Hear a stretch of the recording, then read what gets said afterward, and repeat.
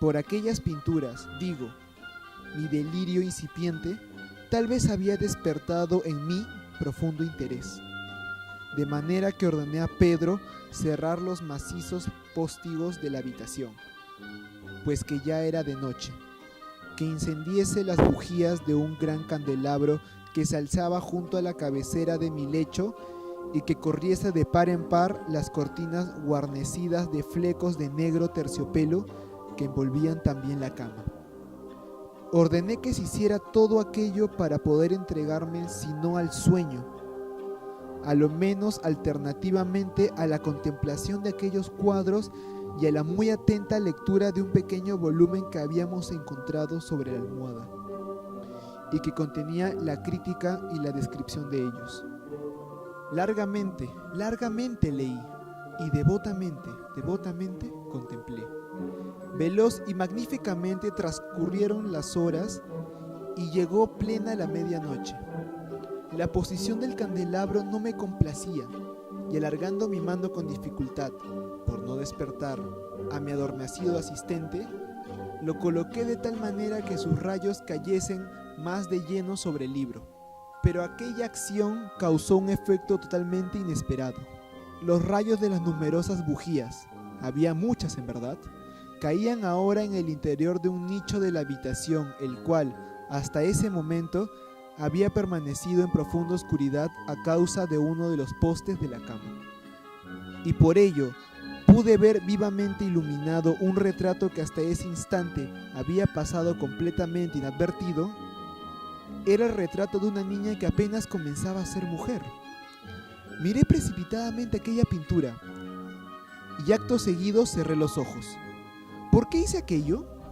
No fue claro al primer momento para mi propia percepción, pero mientras mis párpados quedaban cerrados de aquella manera, examiné en mi espíritu las razones que había tenido para cerrarlos.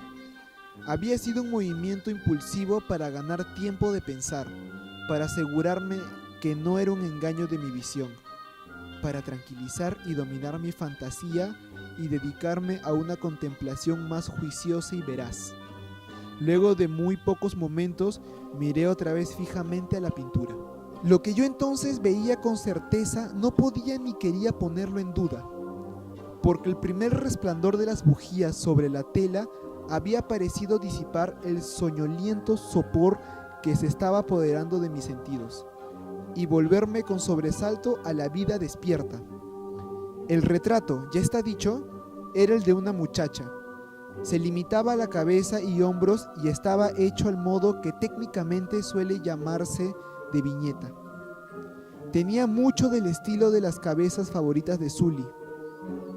Los brazos, el pecho y hasta los contornos de los radiosos cabellos se fundían imperceptiblemente en la imprecisa, pero profunda sombra que formaba el fondo de aquel conjunto. El marco era oval, dorado ricamente y afiligranado en arabesco, como pieza de arte.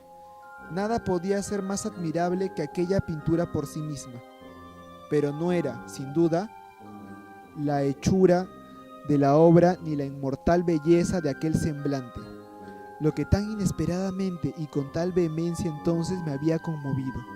Y mucho menos podía haber sido que mi fantasía, sacudida de su casi adormecimiento, hubiera confundido aquella cabeza con la de una persona viva. Comprendí al punto que las peculiaridades del dibujo, del aviñetado y del enmarcado hubieran instantáneamente disipado semejante idea, me hubieran evitado hasta una momentánea distracción. Meditando con seriedad acerca de todo aquello, permanecí tal vez durante una hora, medio sentado, medio reclinado, por la vista fija en aquel retrato. Al final, complacido de haber acertado el verdadero secreto del efecto que producía, me acosté completamente de espaldas en el lecho. Había encontrado que el embrujo de aquella pintura consistía en una absoluta semejanza con la vida de su expresión, que primero me sobrecogió y finalmente me desconcertó, me avasalló y me anonadó. Con profundo y reverente temor volví a colocar el candelabro en su posición primera. Una vez oculta de mi vista la causa de mi profunda agitación, escudriñé con ansiedad el volumen que trataba de aquellas pinturas y de sus historias. Repasé las hojas hasta encontrar el número que designaba el retrato oval y allí leí las imprecisas y primorosas palabras que siguen. Era una doncella, de singularísima belleza y no menos gentil que llena de alegría, toda luz y sonrisas, juguetona como un cervatillo, amante y cariñosa para todas las cosas de este mundo, solo detestaba el arte que era su rival. Solo temía a la paleta y los pinceles y otros fastidiosos instrumentos que la privaban de la presencia de su amado. Fue pues cosa terrible para aquella dama escuchar hablar al pintor de su deseo de retratar también a su joven esposa, pero ella era dócil y humilde y permaneció obediente sentada durante muchas semanas en la umbrosa y elevada habitación de la torre donde la luz caía sobre el lienzo solo desde arriba. Pero él, el pintor, cobró sumo apego a su obra, que iba adelantando hora por hora y día por día. Y él era un hombre apasionado y vehemente y caprichoso, que se perdía siempre en fantaseos de tal modo que no quería percibir cómo aquella luz que se derramaba tan lúgubremente en aquella solitaria torre marchitaba la salud y el ánimo de su esposa, a quien todos veían consumirse menos él.